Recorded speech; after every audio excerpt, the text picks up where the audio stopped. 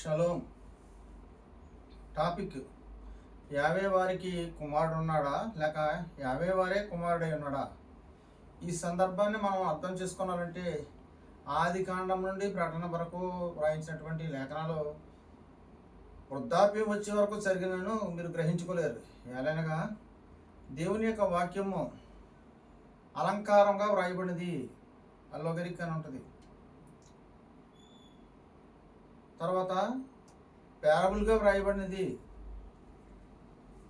తర్వాత ప్రోవర్బ్స్గా వ్రాయబడినది,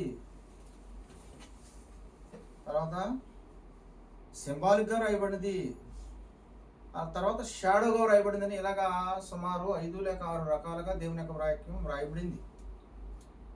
కనుక పరమతంత్ర గ్రంథాన్ని అర్థం చేసుకోవాలంటే ఆయన ఆత్మ ఉండాలి తప్ప ఆయన ఆత్మ లేని వారు ఏమాత్రము గ్రహించలేరు.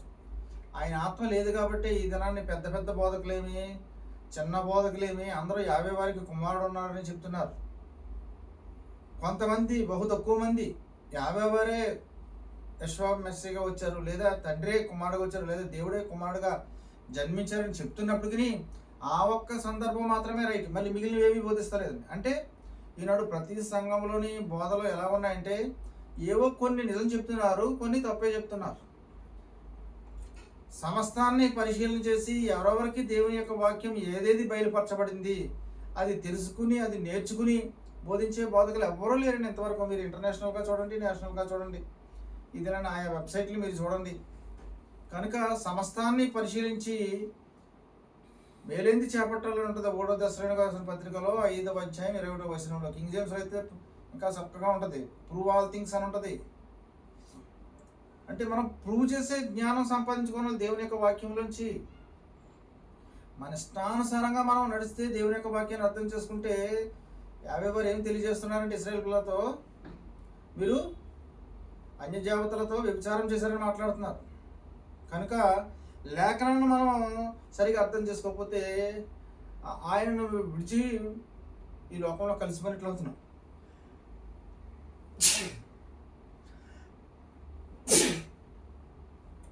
యోహాను సువార్త 8వ అధ్యాయం 24వ వచనంలో, కాగా మీరు మీ పాపములలోనే మీరు చనిపోవద్దని మీతో చెప్పితిని, నేను ఆయననని మీరు విశ్వసించని ఎడలా మీరు మీ పాపములలోనే ఇంటి చనిపోదురని వారితో చెప్పాను. నేనే ఆయన అంటే ఏమనుకుంటున్నారంటే ఆయనే మెస్సీయే కదా అని అనుకుంటున్నారు మీరు. ఆయనే మెస్సీ అంటే ఏంటంటే 50% అభిషేకించబడడం అంటే తండ్రి అయిన యావే వారు అంటే యావే వారుగా ఉన్నప్పుడు సృష్టి జగత్తు ఇంకా నన్ను చేయకముందు అంటే వెలుగు కలుగును గాక, తర్వాత చెట్లు కలుగును గాక, ఇవన్నీ సృజించగనపు జగత్తు పునాదికి ముందు ఆయన సంకల్పం కలిగి ఉన్నారు. అప్పుడు ఆయన శరీరంలో వచ్చి చనిపోవడం ఇష్టపడ్డారు. అందుకని శరీరానికి పేరు ఏంటంటే మెస్సీయా అనమాట. అంటే ఆయన నిర్ణయం చేసుకున్నారు తన కుమారుడుగా వచ్చి చనిపోవడానికి. అంతేగాని ఆయన నుండి కుమారుడు పంపలేదండి.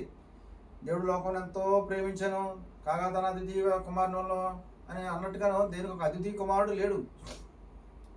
ఇక్కడ నేనే ఆయన అంటే నేనే మెస్సీ అని, మెస్సీ అంటే యావే వేరే శరీరంలో వచ్చారని. అది 1 తిమోతి 3వ అధ్యాయం 16లో God was manifest in the flesh అని ఉంటుంది. దేవుడు శరీరుడై ప్రత్యక్షమాయను అంటే దేవుడు శరీర రూపంలో వచ్చారు, అంటే యావే వారు శరీరంలో జన్మించారు. అందుకనే తండ్రి అని అంటున్నారు. తండ్రి అంటే ఏంటి అంటున్నారు? ఆయన ఆత్మ, దేవుడు ఆత్మ కనుక ఆయన ఆరాధించేవారు ఆత్మతోనూ సత్యంలోనూ ఆరాధించాలంటారు. అంటే తండ్రిని దేవుడు ఆత్మరూపంలో ఉన్నారు, ఆత్మరూపంలో ఉన్న ఆయన శరీరంలో వచ్చారు. అందుకు నాకంటే తండ్రి పెద్దడు అంటే అక్కడ దాని అర్థం ఏంటనుకున్నారు? శరీరం కేవలం నిష్ప్రయోజనం చెప్తారు ఆయన. అంటే శరీరం కంటే ఆత్మ గొప్పది అని. తండ్రి నాలో ఉన్నాడంటే ఏంటనుకున్నారు? ఆత్మ నాలో ఉన్నది.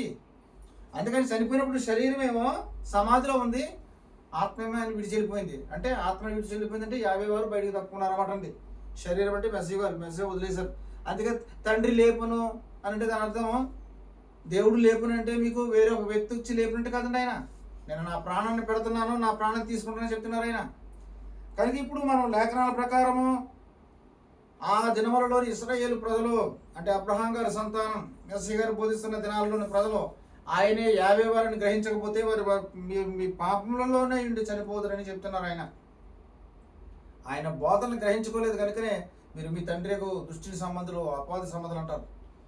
మీ తండ్రి ఆది నుండి అబద్ధికుడై ఉన్నాడు, నరహంతకుడై ఉన్నాడు అని కూడా మాట్లాడుతున్నారు.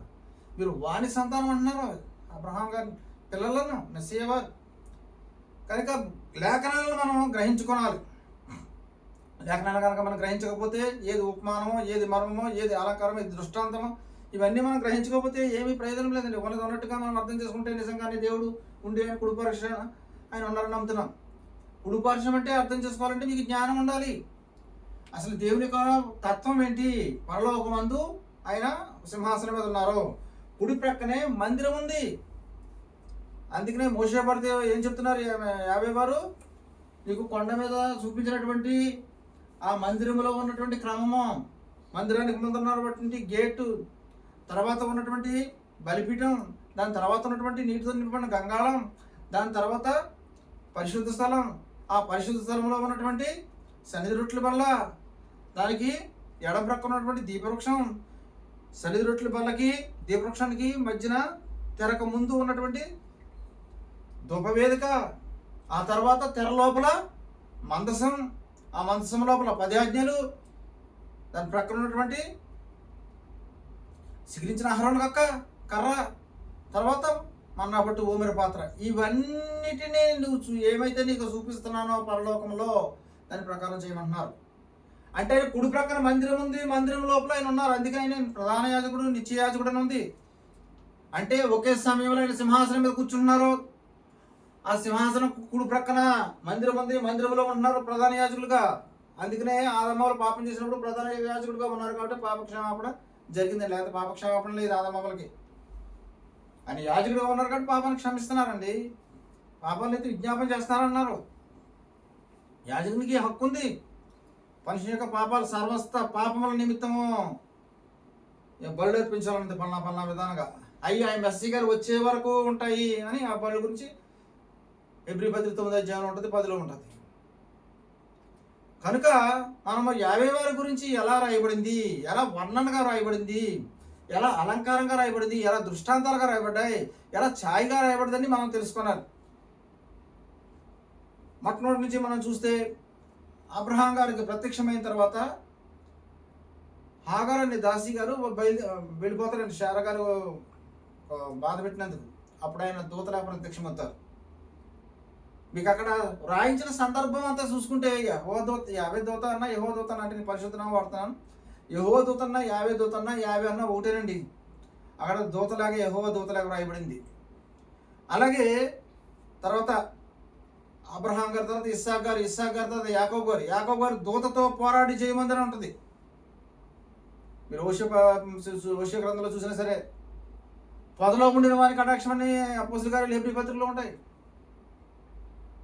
కనుక మీకు మనం గ్రహించుకుంటే లేఖనాల ప్రకారం నా సన్నిధూత నీకు తోడుగా ఉంటుంది, నేను ఒక దూతను పంపుతున్నాను అని ఉంటుంది. ఆయన నామం, నా నామం ఆయనకు ఉన్నది, ఆయన మాట వినాలంటుంది. ఆయనకు ఇశ్రాయేల్ సైన్యానికి ముందు నడిచిన దూత మరలా వెనక్కి వచ్చాను ఉంటుంది. ఆ దూత వెనక్కి వచ్చి రాత్రి ఏమో వాళ్ళకి అగ్నిస్తంభం లాగాను, వెనకాల ఉన్నటువంటి ఐగుప్తీయుల సైన్యాన్ని అందరికీనేమో మేఘస్తంభం ఉంటే మరి చీటగా ఉన్నది. అంటే ముందు వచ్చిన దూత, వెనకాల ఉన్న దూత, ఆ దూత 50 వారండి. అంటే అక్కడ మర్మంగా మాట్లాడుతున్నారు ఆయన. నేను దూతను పంపిస్తాను, తర్వాత చూసుకుని 50 వారు ఉన్నారు, మరి ఆయనకు కుమారుడు ఉన్నారు అని అర్థం చేసుకోకూడదు మనం. గిద్యోని మీరు ప్రత్యక్షతలు చూడండి, ఎవరికైనా సరే సంసోన్ గారికి తల్లి గారికి ప్రత్యక్షమవుతారు. నాకు ఒక పురుషుడు అని అంటారు ఆవిడ, అతని రూపం దేవతల వల్లే ఉండేను. సంసోన్ గారు తండ్రి గారు ఏమంటారు, మనోహ గారు మనం దేవుని చూచితివి ఇంకా చనిపోదు అంటున్నారు. అంటే ఎవరు చూచింది 50 వారిని అనమాట. అలాగే మీకు న్యాయాధిపతులు 2వ అధ్యాయంలో చూస్తే నేను మీతో చేసిన నిబంధన 50తో ప్రత్యక్షమైందని ఉంటుంది. నేను మీతో చేసిన నిబంధన ఏంటిది, వాళ్ళందరినీ బలిపీఠాలన్నింటినీ నాశనం చేయాలన్నా, వాళ్ళందరినీ చంపివేయాలన్నా 7 జాతుల వారిని మీరు చంపలేదు కాబట్టి మీ కళ్ళల్లో ముళ్ళుగా ఉంటారు, మీ ప్రక్కలో బళ్ళేలుగా ఉంటారు. అందుకే ఇప్పుడు అమావాస్య యుద్ధం జరుగుతున్నదని. అంటే 50 వారు దూతలాగా వచ్చారే కానీ ఆయన 50 వారు. అలాగే అబ్రహాం గారి దగ్గరికి వచ్చారు ఆయన. అబ్రహాం గారు వెళ్ళి పరిగెత్తుకెళ్ళి చూసేటప్పటికి ఒక ఆయనతో ఉన్నవారు 2 దేవతలు. అందుకని మీరు అక్కడి నుంచి మళ్ళీ చూస్తే 50 వారు పరలోకి వెళ్ళిపోయిన తర్వాత 2 దేవతలు సొదొమ గొమొర్రాకి వెళ్ళారని ఉంటుందండి. ఆ 2 దేవతలు మీరు 18వ అధ్యాయంలో చూస్తే, అంటే 50 వారితో పాటు తన దూతలు వస్తున్నారని మనకు అర్థమవుతుంది. గాబ్రియల్ దూత కంటే మామూలు దూత అండి, కానీ ఆయన 50 వారు కాదు. అంటే దూత అంటే వర్తమానం తెచ్చేవారు అని అర్థము. దూత అంటే 50 వారు దాని తరపున మాట్లాడటము. అంటే నరరూపము ఆ దేవదూతలతో, ఆ రూపం పురుష రూపం కాబట్టి మెస్సీ గారి సమాధి దగ్గర కూడా అక్కడ ఏముంటుంది, 2 పురుషులు ఉంటుంది, 1 పురుషుడు ఉంటుంది, 2 దేవదూతలు ఉంటుంది, 1 దేవదూత ఉంటుంది. అంటే ఏంటి, దేవదూతల రూపం పురుష రూపం కాబట్టి అందుకని పురుషుడు ఉంటుంది. అలాగే మనోహర్ గారి భార్య కూడా ఆ యొక్క పురుషుడి రూపం దేవదూతల రూపం వలె ఉండును అని ఉంటుంది. కనుక మనం సందర్భాన్ని ప్రతిదాన్ని మనం చూసుకుంటే స్పష్టంగా మోషే గారికి ప్రత్యక్షమైనప్పుడు చూసేటప్పటికేమో యెహోవా దూత అని అంటారు. తర్వాత 50 వచ్చిన చూసినంటారు, నేను దేవుని చూశానంటారు. ఆయన ఏమని మాట్లాడతారు, ఆయన అబ్రహాం ఇస్సాకు యాకోబులతో నేను ప్రమాణం చేశాను, ఆ దేశాన్ని ఇస్తున్నాను, ఈ ప్రజలందరికీ నీవు తీసుకుని ఈజిప్ట్లోని తీసుకుని వెళ్ళి ఆ కనాన్ని చేర్చమని చెప్తున్నారు. కనుక జరిగిన సంగతులన్నిటినీ మీరు కన్కార్డెన్స్ తీసుకోండి, లేదా రెఫరెన్స్ స్క్రిప్చర్స్ తీసుకోండి. తీసుకుని ఏదైనా సరే ఒక సందర్భం అంతా మీరు వాక్యాలు రాసుకోవాలి. రాసుకుని ఏది మర్మమో, ఏది దృష్టాంతాలుగా ఉంది, ఏది సామెతగా మాట్లాడుతున్నారు ఆయన, ఏది మర్మంగా మాట్లాడుతున్నారు, ఏది షాడోగా మాట్లాడుతున్నారు ఛాయగా, అది మీరు గ్రహించకపోతే దేవునికి నిశ్చయంగా మీరు కుమారులు ఉన్నారని నమ్ముతారు. దేవుని నిశ్చయంగా ఆయన కుమారుడు ఉన్నారు. ఉదాహరణ కుమారుడు గురించి చూడండి, మనుష్య కుమారుడు అని ఉంది.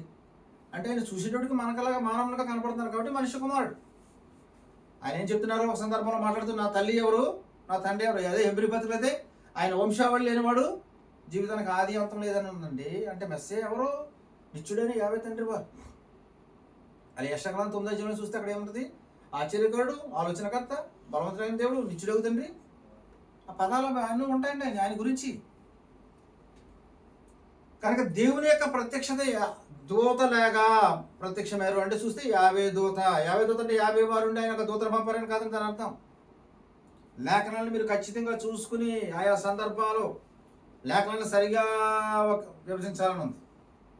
ఇది లేఖనాలను విభజించాలి లేదు కనుక ఉదాహరణ చూడండి, 3 రాత్రులు 3 పగళ్ళు అయిన తర్వాత యోనాను మనకు సాదృశ్యంగా చెప్తున్నారు. తిమింగలం కడుపులో ఎలాగైతే ఉన్నానో అలాగే మనిషి కుమారుడు 3 రాత్రులు 3 పగలు. శుక్ర శని ఆదివారం అనుకుంటున్నారు, గురువు శుక్ర శని అనుకుంటున్నారు, లేదా శుక్రవారం లెక్కిస్తున్నారు, శుక్ర శని ఆది ఇలా ఇష్టం వచ్చినట్లు వారు లెక్కిస్తున్నారు. విశ్రాంతినం పూర్వదంటే 12 రకాలైన విశ్రాంతినాలు ఉన్నాయి. విశ్రాంతినం పూర్వదం అంటే ఏ విశ్రాంతినం శుక్రవారం అనుకున్నారు కాదండి, పస్కా పండుగ తర్వాత వచ్చేది మహావిశ్రాంతినం. కనుక విశ్రాంతినం పూర్వం అంటే పస్కా పండుగ అని దాని అర్థం, మీరు అనుకున్నట్టు శుక్రవారం కాదండి. కనుక ప్రతిదీ దేవుని యొక్క గ్రంథంలో వ్రాయించినట్లుగా మనం చాలా జాగ్రత్తగా పరిశీలన చేయాలి. ఇర్మియా గ్రంథం 6వ అధ్యాయం చూస్తే నేను అడ్డుబండ వేస్తాను, అడ్డు వేస్తాను అని ఉంటుంది. తండ్రులేమి కుమారులేమి ఇరుగు పొరుగు వారు అందరూ నశించేదని ఉంటుంది. యెహెజ్కేలు గ్రంథం 3వ అధ్యాయం 20 చూస్తే నీతిమంతుల ముందు నేను అభ్యంతరం పెడతాను, అది కనుక నువ్వు హెచ్చరిక చెయ్యి. హెచ్చరిక చేయకపోతే ఆ అభ్యంతర బండ వల్ల నీతిమంతులు చనిపోతారు. కానీ నువ్వు హెచ్చరిక చేయలేదనుకో నీవే ఉత్తరవాదివి. హెచ్చరిక చేసావనుకో ఆ వ్యక్తి తన పాపాన్ని బట్టి మరణం అంతే, నేను ఆ వ్యక్తి ఉత్తరవాది అవుతాడు. కనుక లేఖనాలన్నింటినీ మీరు చూసుకుని చాలా జాగ్రత్తగా పరిశీలన చేయాలి. ఇవన్నీ మేము మా వెబ్సైట్లో పెడుతున్నాం, మీరు చూసుకోండి. కొన్ని ఆల్రెడీ ఉన్నాయి. YHWH క్యాలెండర్ 49.comలో ఉన్నాయి, apostolic.com ఉన్నాయి, మీరు చూడొచ్చు. కనుక అద్వితీయ కుమారుడు అంటే ఇంకా ఎప్పుడూ ఆయన కుమారుడుగా రాడు. కనుక అద్వితీయ కుమారుడు దావీదు కుమారుడు అంటే దావీదు కుటుంబంలోంచి పుట్టారు. అందుకనే దావీదు కుమారుడు అని ఎలా చెప్తున్నారు, దావీదు ఆయన్నే ప్రభు అని అంటున్నారు కదా అని ఉంది. అంటే దాని అర్థం దావీదు యొక్క దావీదు గారి కుటుంబంలో పుట్టారు కాబట్టి దావీదు కుమారుడు, మనుషుల్లా కనపడుతున్నాడు కాబట్టి మనిషి కుమారుడు, ఇంకొకసారి కుమారుడుగా రారు కాబట్టి ఆయన అద్వితీయ కుమారుడు, తర్వాత దేవుని కుమారుడు. దేవుడే కుమారుడుగా వచ్చారు కాబట్టి ఆయన అద్భుత శక్తిని బట్టి దేవుని కుమారుడు అన్నారు. నా దినాల్లోనూ దేవుని కుమారుడు అని రాయబడింది. నిజంగా దేవుని కుమారుడు అంటే లేదండి.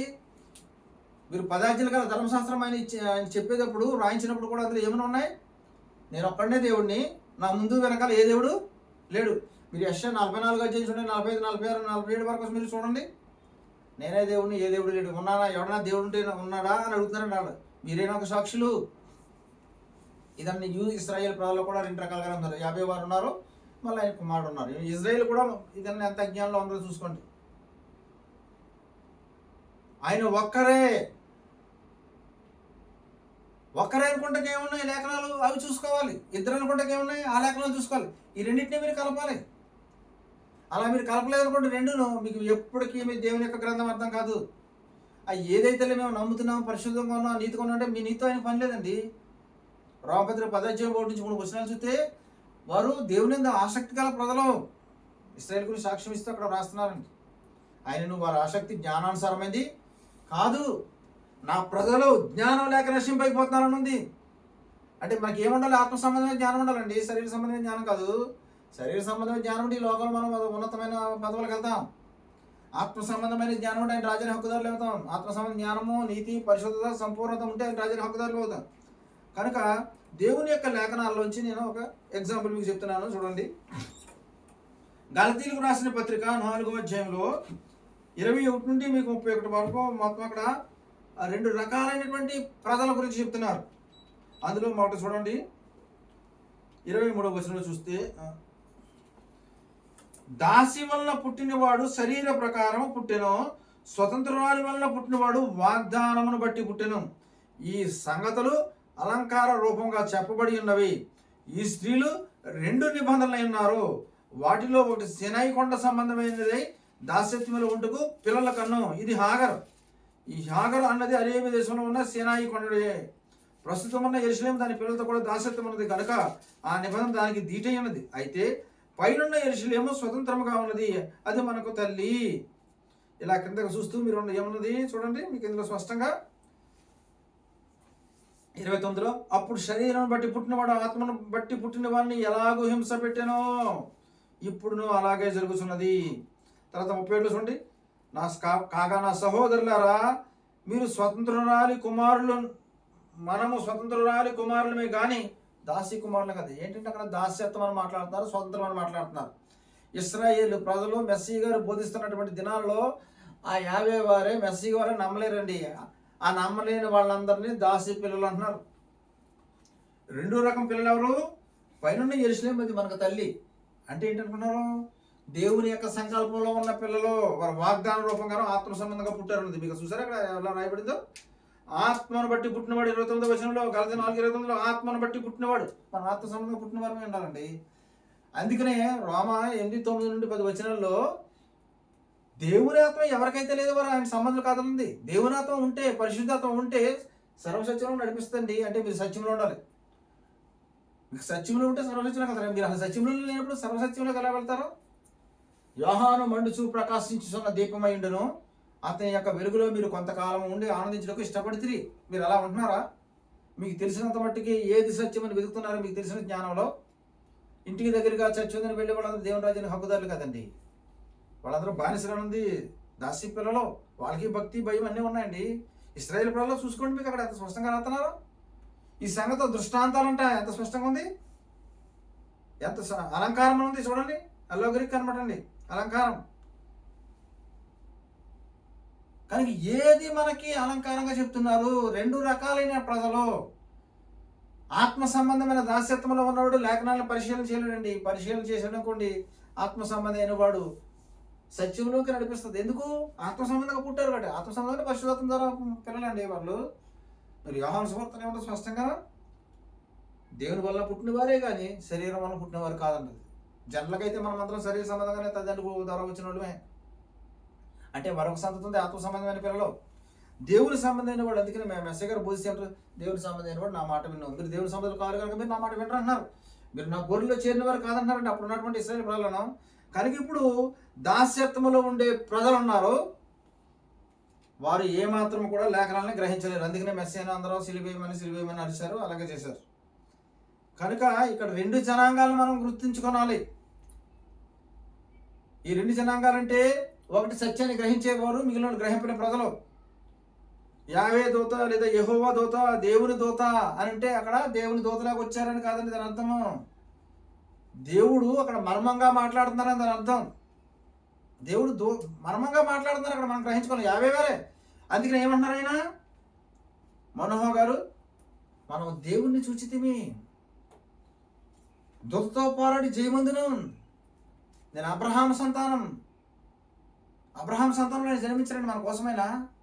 అంచేత ఆయన జ్యేష్ఠులుగా వచ్చారాయన మనం విడిపించడానికి. అబ్రహాం సంతానం అందరూ మరణంలో ఉండి ఉన్నారంటే వాళ్ళందరూ విడిపించడానికి వచ్చాడు ఆయన జ్యేష్ఠునిగా. ఎబ్రీ పత్రికలో ఉంటుంది, అబ్రహాం సంతానం రక్త మాంసాల్లో ఉన్నారు, మరణ భయంతో ఉన్నారు, వారు విడిపించడానికి మన కోసమైనా వచ్చారాయన. కనుక కుమారుడుగా వచ్చారు కాబట్టి ఆయన తండ్రి అని ప్రార్థన చేస్తున్నారండి. అంతేకాని తండ్రి లేరండి అక్కడ.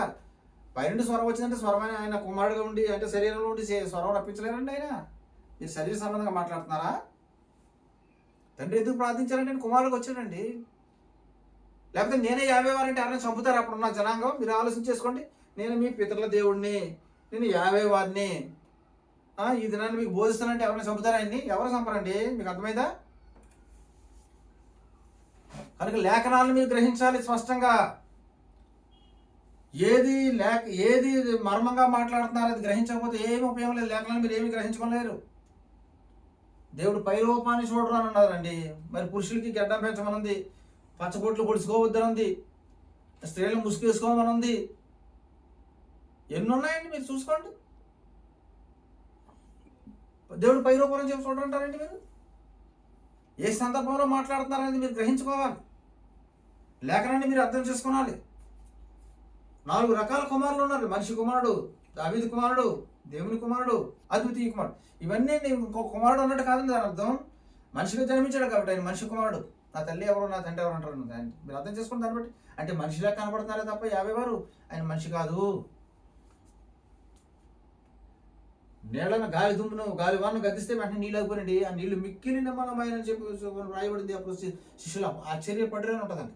అంటే అద్భుత శక్తిని బట్టి చనిపోయిన వారిని లేపడం, దయ్యాలతో బాధించబడిన విడిపించడం, ఇవన్నీ చూసి దేవుని శక్తి కాబట్టి దేవుని కుమారుడు.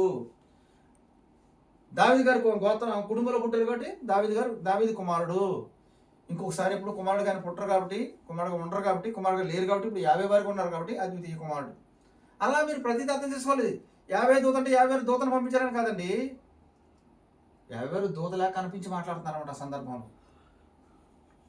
అలా మీరు ప్రతి చూస్తే మోషే గారికి ఎక్కడెందుకు నిర్గకాండ 3వ అధ్యాయం మీరు చూడండి. పొదలో ఒక దేవదూత ఉన్నారు. దేవదూత నేను అబ్రహాం దేవుడిని, ఇస్సాకు దేవుడిని అని చెప్తారు. నీ పేరు ఏంటంటే నేను ఉన్నవాడిని అని చెప్తారండి. అక్కడ దేవదూత అనుకోండి 50 వారు నన్ను పంపించారని చెప్తారు. ఒకవేళ నిజంగా నేను కుమారుడు ఉన్నాను అనుకోండి, ఏమంటారు ధర్మశాస్త్రం మీద ఏం రాయించాలి? మొట్టమొదటి 10వ అధ్యాయంలో నేను నా కుమారుడు తప్ప ఇంకెవరు లేరు. మీరు సామెతల్లో రాసినవన్నీ ప్రధాన శిల్పిగా ఉన్న ఇవన్నీ వర్ణనండి, వాస్తవాలు కాదు. వర్ణన వేరు, వాస్తవాలు వేరు, ప్రోవర్బ్ వేరండి. అందుకనే మీరు యోహాను సువార్త 16:24 మీకు చూస్తే 16:4 చూస్తే మీకు అక్కడ మార్గం సత్యం మొత్తం అంతా మీరు చదువుకుంటారండి. అలా ఉంటుంది స్పష్టంగా. అక్కడ అదే ఇంగ్లీష్లో చూస్తే ప్రోవర్బ్గా మాట్లాడారంట. మృగం గురించి మాట్లాడుతున్నారు దానియేలులోను ప్రకటన గ్రంథంలోను. నిజంగా మృగాలు అయ్యి రాజ్యాలు కాదండి, ఒక సామ్రాజ్యం కాదా మృగాలంటే? అక్కడ సింహం అనేది మృగం. నిజంగా సింహం వెళ్తుంది అక్కడ? నిజంగా ఏలుగుబంటి వెళ్తుందా? నిజంగా ఆలోచన చేసుకోండి మీరు. నిజంగా చిరుతుకులు వెళ్తుందా? నిజంగా ఒక చిత్రమైన భయంకరమైన క్రూరముఖం ఉన్నదని నిజంగా 7 తలలు ఉంటాయి ఎక్కడైనా అండి మృగానికి? ఇవన్నీ వర్ణన, అలంకారము, మర్మము, ఛాయ. అందుకని ప్రత్యక్ష గుడారం గురించి ఛాయగా చెప్తున్నారండి. దాన్ని దావీదు కూడా పడిపోయిందంటే దాన్ని లేవనెత్తారంటండి. అదే ప్యాటర్న్లో వెళ్ళాలంటే అదే నమూనా. నేనే మార్గం అన్నారు. గేట్ ఉంటుందండి ముందు, ఆ గేట్లోంచే వెళ్ళాలి. దాని తర్వాత చూడండి, మీకు ఇతర బలిపీఠం పాపానికి సాదృశ్యం అండి. మారుమనసు పొందాలి, పాప స్వభావం అంతా కాలిపోవాలి. మీరు చూసుకోండి, అక్కడ బలిపీఠం కాలిపోవాలి. దాని తర్వాత ఏం కనపడుతుంది మీకు? నీటితో నిన్ను గంగాళం, నీటిలో ముంచే బాప్తిసం సాదృశ్యం అండి. అలా మీకు ప్రతిదీని అదంతా ఛాయగా కనపడి ఇప్పుడు మనకు అందులోంచి మనం తీసుకుని నడవాలి దేవుని యొక్క గ్రంథం ప్రకారం. అలా తీసుకోకపోతే మీకు ఏమీ ఉపయోగం ఉందండి.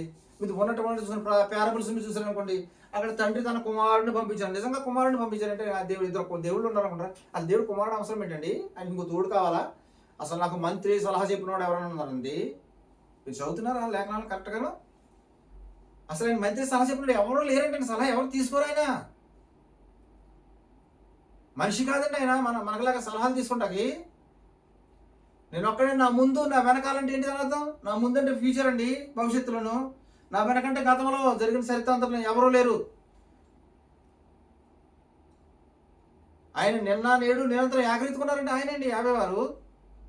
3:16 చూడండి, God was manifesting the flesh. నీకు అంత స్పష్టమండి ఆ పదము. అంటే దేవుడు ఏమైతే ఉన్నారని అనుకుంటున్నాం, సర్వశక్తిమంతుడు అని అనుకుంటున్నామో, సర్వములో నిండి ఉండాలని అనుకుంటున్నాం. ఆయన అంతా ఏ రూపంలోకి వచ్చారు? ఒక మనిషి రూపంలోకి వచ్చారు. కనుక దేవుని కుమారుడు, అద్వితీయ కుమారుడు, దావీదు కుమారుడు, ఇలాంటి పదాలను చూసుకుని నిజంగా కుమారుడు దేవుడు కొనడం కూడదండి. కుడి ప్రక్కన అంటే మీరు ఎప్పుడు కూడా కుడి ప్రక్కన మందిరం ఉన్నది తెలుసుకోలేదు. ప్రకటనలో చూడండి, మందిరం ఉంటుంది. ఆ మందిరంలో గర్భాలయంలో కూడా ఆయనే ఉంటారు. మళ్ళా విజ్ఞాపన దగ్గర, ఆ ప్రత్యక్ష గుడారంలో విజ్ఞాపన చేసి దాని దగ్గర మీ బలిపీఠం దగ్గర ఉన్నది కూడా ఆయనేనండి. ఆయన అంటే మందిరంలో మనకు మందిరం దేనికి సాదృశ్యం? మనకి రక్షణ పథకానికి సాదృశ్యం మందిరం అనేది. ఆ మందిరం అంటారు. ఉదాహరణ చూడండి, మోషే గారు ఉన్నప్పుడు ప్రత్యక్ష గుడారం నిలబెట్టారు. నేను ప్రత్యక్ష గుడారంలో ఉంటానంటారండి. నేను నివసించడానికి ఒక గుడారం కట్టమంటున్నారు ఆయన. తర్వాత ఏమన్నారు? నేను మీలో నివసించునంటున్నారు. అంటే మనుషుల్లో. అంటే ఒకేసారి ఆయన పరలోకంలో ఉంటున్నారు, తర్వాత పరలోకంలో ఉన్న మందిరంలో ఉంటున్నారు కుడి ప్రక్కన, మూడవదిగా ప్రత్యక్ష గుడారంలో ఉంటున్నారు, నాలుగుగా ప్రజల్లో ఉంటారు. అంటే ఒకేసారి అంతమందిలో ఉండగలుగుతున్నారండి ఆయన. మరి ఇప్పుడు ఆత్మ అంటే ఏంటండి? అందరిలోనే ఉన్నట్టు కదా.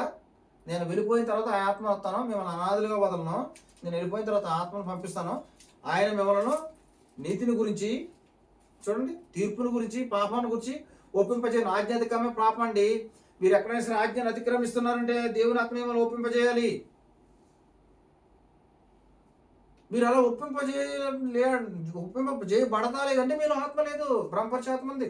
1 Yohana 4:1-6 చూస్తే అక్కడ స్పిరిట్ ఆఫ్ ఎర్రర్ అని ఉంటుందండి.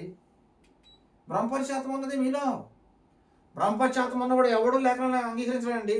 1 Corinthians 2:7-15 చూస్తే ఈ లోక సంబంధి ఆత్మ సంబంధమైన మాటలు ఏ మాత్రం అంగీకరించడం, అవి వానికి వెరితనం అన్నది. అపోస్తుల బోధన ఎవడైతే ధిక్కరిస్తారో, వెంబరించారో వాళ్ళందరూ శాపగ్రస్తులు ఉంది. 1 చూస్తే మేము బోధించిన బాధ కాకుండా ఇంకొకటి ఎవడైనా ఇంకో బాధ తెచ్చాడా వాడు శాపగ్రస్తుడు. అలా అప్పుడే శపించేశారండి, ఇప్పుడు కాదు. 1 Corinthians 16:22 ఎవడైనా ప్రభువుని ప్రేమించకుంటే వాడు శపించబడు కాక. అంచేతనే మెస్సీ వారు ఏం చెప్తున్నారు? కుడి ప్రక్కనేమో గొర్రెలు ఉన్నాయి, ఎడ ప్రక్కన మేకలు ఉన్నాయి. అక్కడ అప్పుడు శాపించబడిన వారులారా అంటున్నారు, ఎడ ప్రక్కన ఉన్న వారిని. అంటే శాపం ఎప్పుడు వెళ్ళింది అనుకుంటున్నారు? జగత్తు పునాదికి ముందు ఆయన మానవం చేయాలని ఎప్పుడైతే రక్షణ పథకం సంకల్పం ఏర్పాటు చేసుకుంటున్నారో ఆ పథకంలో చూసారండి ఆయన మన పుట్టకమునుపు ఎవరు నీతిమంతులుగా ఉంటారో, ఎవరు ఆయన రాజ్యాన్ని నీతిని వెతుకుతున్నారు, ఎవరు నడుస్తారు, ఎవరు నడవరండి. మీరు రాజ్యాన్ని నీతిని వెతుకుతున్నారా? మీరు అత్యశుభత ఆరోగ్యంలో స్పష్టంగా చెప్తున్నారు కదా, నా రాజ్యం నీతిని వెతకండి. ఈ లోకంలో అన్ని జనులు ఏం వెతుకుతారు? ప్రతిరోజును ఏమి తిందుము, ఏమి ధరించుకుందాము అని వెతుకుతారంటండి. ప్రతి నరుడికి ఏంటనుకుంటున్నారు ప్లాను? తింటము, త్రాగడం అండి. సంపాదన అనేది కామన్. సంపాదన ఉంటేనే ఈ రెండు వస్తాయి, తింటము, త్రాగడం. అంటే ఉద్యోగం అనేది ఏదో పని అనేది తప్పనిసరి, వ్యాపారం. కానీ ఈ లోకంలోని పనులు ఏంటంటే, అందుకనే నోహ దినాలు ఎలాగుంటారో, లోతు దినాలు ఎలాగుంటారో అక్కడ రాయబడి తినుచు, త్రాగుచు, పెళ్లి చేసుకుంటూ, పెళ్లికు నాటుచు, అమ్ముచు, కొనుచు. అంటే ఒక వ్యాపారం ఉంది, తింటం, త్రాగడం, పెళ్లి చేసుకుంటే హ్యాపీ జీవితం, అంతేనండి, ఇంకేమీ లేదు. అదే ఆత్మ సంబంధులు అయితే దేవుని యొక్క సంకల్పంలో ఉన్నారు కనుక అంచేతనే నా తండ్రి ఆకర్షించిన వాడు నా దగ్గర రాడు, నా తండ్రి ఆకర్షించిన వాడు నా ఎందుకు వస్తానని చెప్తున్నారు ఆయన. అంచేత వాడిని కృప అనుగ్రహించకపోతే ఏమీ ఉపయోగం లేదని చెప్తున్నారండి అక్కడ స్పష్టంగాను. ఆయన సంకల్పంలో తండ్రిని ఆకర్షించడం అంటే జగత్తు పునాదికి మునుపు ఎవరైతే ఆయన సంకల్పంలో ఉన్నారో వాళ్ళండి వచ్చేది ఆయన మాటకి. లేఖనాలను బాగా పరిశీలన చేయండి. కనుక 50 దూతగా మీరు చదవండి అంతా. ఆది కాండం నుంచి మీరు చూసుకుంటారండి. దూతగా ప్రత్యక్షమవుతున్నారు హాగర్ గారి దగ్గర. తర్వాత దూత పోరాడి చేయమందని ఉంటుంది. ఓషే గ్రంథాన్ని యాకోబు గారిని చూస్తే మోషే గారి దగ్గర పొదలోకి వస్తే దేవదూత. మీరు ఇలాగ ఎక్కడైతే ఉన్నాయో దేవదూతలుగా వచ్చినట్లు అన్నీ చూసుకుని కలపండి లేఖనాలు. పొదలో స్పష్టంగా మోషే గారి దగ్గర ఉంటుంది. 50 దూతల ప్రత్యక్షమయ్యారు, 50 వారు చూశాను. అప్పుడు నేను పితరుల దేవుడిని అంటే ఏంటనుకున్నారు? మర్మం అన్నమాట అండి.